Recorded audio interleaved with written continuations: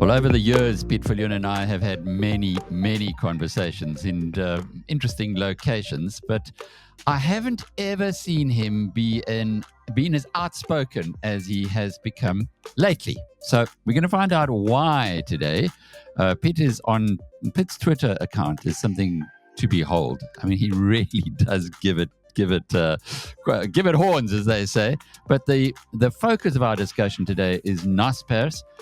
He reckons that the management team are feeding on a carcass and not serving shareholders, serving themselves. We'll find out exactly why in a moment.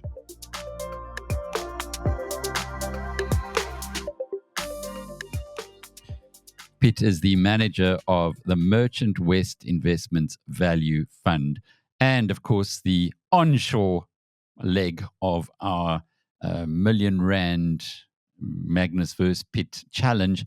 It's going okay for you, Piet. It was looking a bit dodgy with the rand falling out of bed and international markets going up so strongly, but seems to be coming back to normality again. Oh, 5 years is a long time. I think we started this about 18 months ago. I started off with a bang, gave up some ground, making up some ground now again.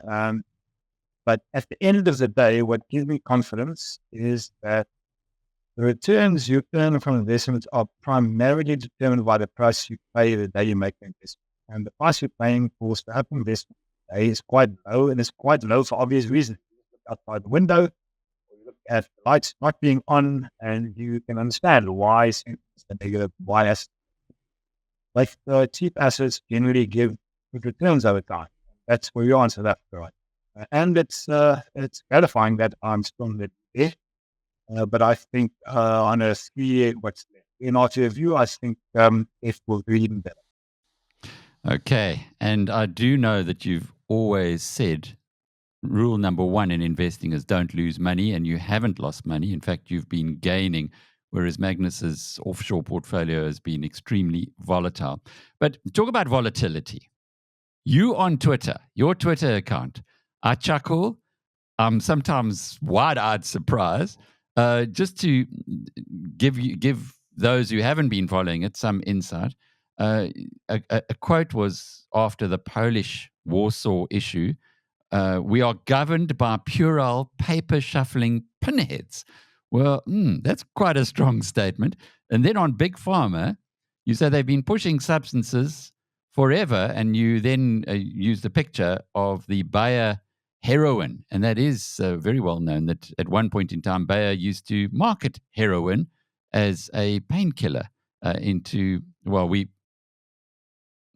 for children. Well, OxyContin is another one with the Sacklers who have been. Well, the latest story was 500,000 people in America are addicted to it. Many people have died as a consequence. And then you said avoid Equitas, the property. I think they own warehousing companies. Avoid them like the plague. We could spend logistics is a term used. Logistics. We could spend a lot of time on that one as well. But today I'd love to just unpack a little more about Naspers and the story of Naspers and Process that you posted on Twitter. Twitter lets us do this now, where we can actually tell a lot more than just the 140 characters that used to be the case. And in your words, then, in a nutshell, the way you see the let's just stick to Naspers, because Process and Naspers are really one and the same. The Naspers story. Yes, it's fine. Yeah, I understand the point, and that's part of the story. It's a corporate conglomeration, probably generating the fever dream of some corporate finance professional in London. That has resulted in a situation where you have massive cross-holding in the two companies, and it's which adds no value, and it's all based on a fantastic original investment that Chris Becker made in a fantastic business called Tencent. And this business grew. It's probably one of the best investments anybody ever made in the world. Put that up. And this grew to a sizable business in global terms. I in the top 20 business in the world, but it is one of the best and biggest businesses in the world. But off that, they've come up with a structure, as I said, formulated an agreement with someone. When Naspers now owns, basically, the only asset they own is Process, which is listed offshore. Process still owns of Process NAV, 60% is Tencent, 20% is Naspers in term, so it also owns Naspers. Naspers owns Process, Process owns Naspers. And then it's got this portfolio of assets, venture capital assets, which makes up 20% of its net asset value, which is basically they've taken all the cash that Tencent has paid out as dividends over the years. That's the only source of cash they really have. And invested in these startup VC type businesses. And on the whole, paid a lot of money for these businesses. I think a lot of venture capitalists are starting to mark their portfolios to market right now. And there are big losses. And I think last week, Naspers came out with a trading statement, said, all going fine, the portfolio is good, we're optimizing the portfolio, blah, blah, blah, blah, blah, but we have to impair the portfolio. Values are a lot lower than we had them in our previous set of finances. And that's the crux of the matter, is that they've invested a large proportion of shareholders' funds into this portfolio of startup businesses, most of which are losing money hand over fist, and all of which are worth a lot less than they probably paid. Well, that's very important, because in the numerous interviews that I've had over the years with Bob van Dijk, the chief executive, or Basil Skodos, the financial director, they have pointed to the growth of 20% plus in the money that they've invested into these startup businesses. Because the criticism you're making now is not the first time that we've heard this, but their retort always was, but we've grown those businesses at 20% plus. We haven't got the Naspers official numbers yet. They only come on Tuesday, but the trading statement's already saying to us, whoops, that wasn't really true. Exactly. So they're saying we have to impair. As you say, we don't have the numbers. We don't know exactly what the impairments will be and which assets will be impaired and by how much. But an indication is that they're selling their OLX Auto online business. They paid $1.1 billion for business. It's made operating losses. I think last year's operating loss was $150 million. It made losses before that since they acquired it. So the cumulative losses are significant. And they're selling this asset apparently for $700 million. So it hasn't grown by 20%. And this is one they're selling. There's others on. There's a whole bunch of others on top.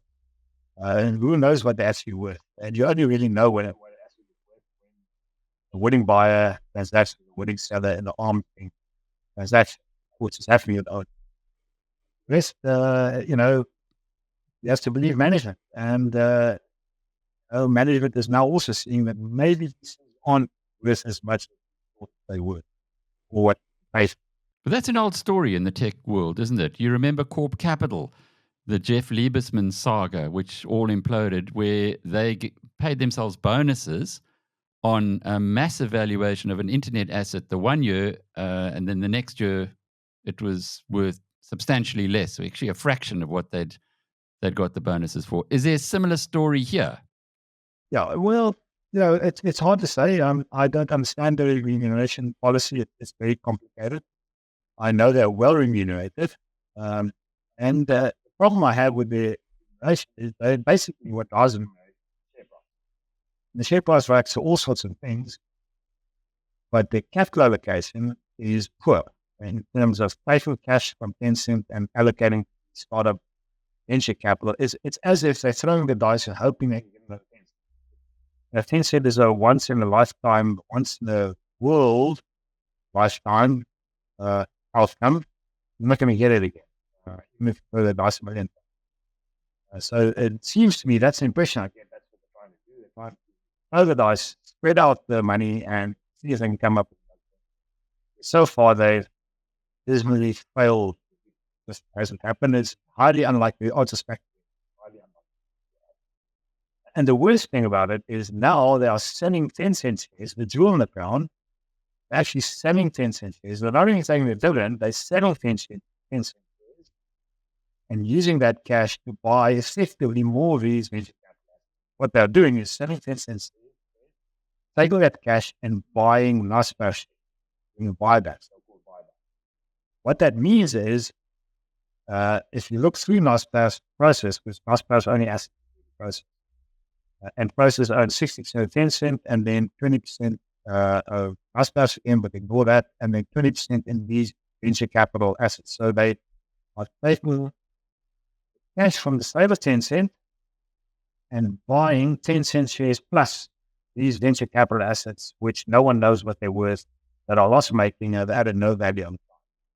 So they are actually just taking that cash flow and incinerate a portion of it. And in the process, there's lots of costs involved. Investment bankers get paid a lot of money. There's lots of costs, scouts of the costs in this one. So it is very well defended in the market. Nobody will ever criticize this.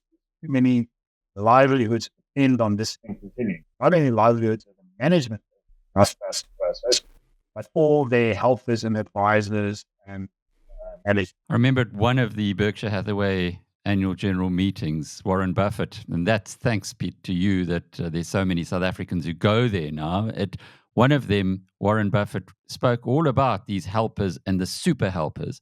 In other words, the intermediaries between the shareholders and the companies, and the way that often they destroy shareholder value.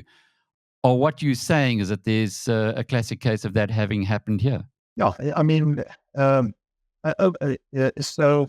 over the past 4 or 5 years, the share price of Naspers is basically back. Process is down from when it listed. The share price in euros is lower than it was when it listed. So there's no value being added back. But there's a lot of helpers that are getting very rich from advising the management team, and the management team itself are getting very rich. That doesn't seem to make a lot of sense in a capitalist system where shareholders should be voting bad managers out, or managers who are being excessively paid out. Why isn't that happening in Naspers' case, if what you're saying is correct? Well, Naspers, remember the Naspers shares on non-voting. All the votes, the control structure, which is unclear. One doesn't know exactly where it's at, but it's in a nexus of Quisbecker, Sanlam, and the other parties. It's not clear who controls it. But if you buy an Naspers share, you buy a non-voting. So what's happened here, again, getting back to your story of Naspers and processes, Koos Becker and the late Antoine Roux made a heck of a bet in 1990, where they bought Tencent for $30 million. They got 50% of Tencent at that stage. It was a startup in China. That's become a world beater. It's like buying Google before it got famous, or Meta, Facebook, etc. It's one of the best investments ever made. I think the guys from Sequoia said that it was the best private equity investment ever. So that confirms what you've said now. And it's been a case of, look, we made the investment, we made you guys rich. Now just shut up. We know what's best. But what you're saying is they perhaps should have listened in the first place and said it was a lightning. Lightning doesn't strike twice. Let's rather distribute all of this cash to shareholders. Is that what you're agitating for? Yes. Let's rather unbundle Tencent shareholders. Let's give shareholders what they own with. Unbundle Tencent and get rid of all these helpers and advisors and managers who are taking the cash flow from Tencent and wasting it on speculative assets. But they did okay in India with, you remember Flipkart? They made $1.6 billion on that one. So that would have made them feel like, we can win sometimes when rolling the dice. Yeah, when you roll the dice, sometimes you're going to win. But at the end of the day, the house always wins. When you walk into the casino, the house always wins. Roll the dice. The more times they like, the more times you roll the dice, the more the house. But sometimes your numbers will come up if you win some. So it's no surprise that these guys have spread the love around the world a lot. No surprise that every now and then a winner comes up. But if you look at the portfolio of assets, in total what is contributed, and now it's being marked to fair value, I don't think that just held on to Tencent or unbundled that to shareholders, not done any of this. I think shareholders would have been a lot better. But the fact is that they have been buying back shares, and that, according to management, has added huge value to the Naspers share overall worth. Well, yes, I think in the announcement, they say it's added $29 million of value. Remember, where does that value come from? It comes from the discounted it's trading at, closing of the closing of that discount. Why is the share trading at such a discount? It's because of management action of investing into these venture capital type firms that no one knows what they're worth, but they lost making. That's the one answer.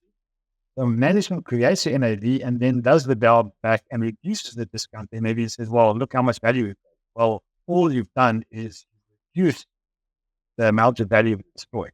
That's all that's happened. Well, they've reduced the amount of value destroyed, but the value destruction, there's still a significant amount of value. You can't really blame them for what happened in Russia with the Russian invasion of Ukraine with mail.ru. But are there other mail.ru type write-offs likely to come through next Tuesday? Most probably. I don't know. I don't know. I'm not that familiar with the venture capital portfolio. All I know is in the VC world, and their portfolio will be no different to other venture capital portfolios elsewhere in the world. The write-downs have been significant, and there's been a lot of zeros. So classified advertising, that seems to be on the cards. That's been taking out of the portfolio now. Food delivery, it is a sector of the market where they might have been really deeply in trouble. If you recall, there was a contested takeover bid for Just Eat, which Naspers lost, and I guess they're now saying thank heavens for that, because that could have been a few more billions. Yeah. So in delivery, who knows what the future is, but I think it's a tough part of the market to make money in. They haven't made money yet. They are a scale player in that market. And maybe it works, maybe it doesn't. But, separate it out. Let shareholders decide for themselves whether they want that or not. That's the simple thing. There's uncertainty around things. Separate it out. Unbundle the 10 cents and this seller is holding the venture capital asset. Perhaps there is another point of view on this one, though, and that shareholders do like to get short-term returns, and then they'll move from one to the next. And to build a business in the long term, you do need to take long-term bets, which sometimes take years to come to fruition. Imagine, for instance, with Tencent, if they had sold, if Naspers had unbundled or sold out at the early stages when people were agitating then. So do you not have sympathy for that view, that at least they might be proven correct in the long term? Yes, I do sympathy with that. Again, it's quite possible that some of the investments will do very, very well over the long term. But once again, it's very simple to separate these things out, list them separately. You're not taking it away from the shareholder. The shareholder owns one process. Naspers basically owns, it's only asset process. If you own one process share today and they give you a 10-cent share and the venture capital portion of it, you own the same thing. You just own two different entities, but it's the same thing. And then you can decide whether to keep both, sell one, keep the other, buy more of one, buy more of the other. The choice is yours. Instead of it being forced onto you by a management friends and whose interest it is to have these things. Also, it would immediately close the discount if you unbundled the 10-cent shares, and that's still significant, around 40%. Just the final point is that there is a South African business in there called Media24. It hasn't exactly been, it's not that big in the Naspers picture. In 2022, it had $250 million in revenue. It made a profit of $6 million, so very small after an $8 million loss the year before. This seems a bit out of place in a Naspers as it stands today, but it is really where Naspers started. Yeah, so two observations. Number one is making a profit, which is more than a lot of the other business process, let's say. So that's a good thing. But number two, you're quite right. I think it makes up, less than 0.5% of the asset value of Naspers. Negligible is one of the biggest things, but it is the root of where Naspers came from. I think there's a huge emotional attachment to it. and that's why it's still there and hasn't been closed down or but it all sold twice more. I think that's which is understandable, and it doesn't move the needle either way. So it doesn't really matter having it. You could almost say it's a chairman's folly, 0.5% of assets. Allow him that because he has done an amazing thing in the purchase of Tencent. And maybe that's the way that shareholders look at it. Yeah, that's quite possible. Piet Viljoen is the manager of the Merchant West Investments Value Fund, and I'm Alec Hogg from BizNews.com.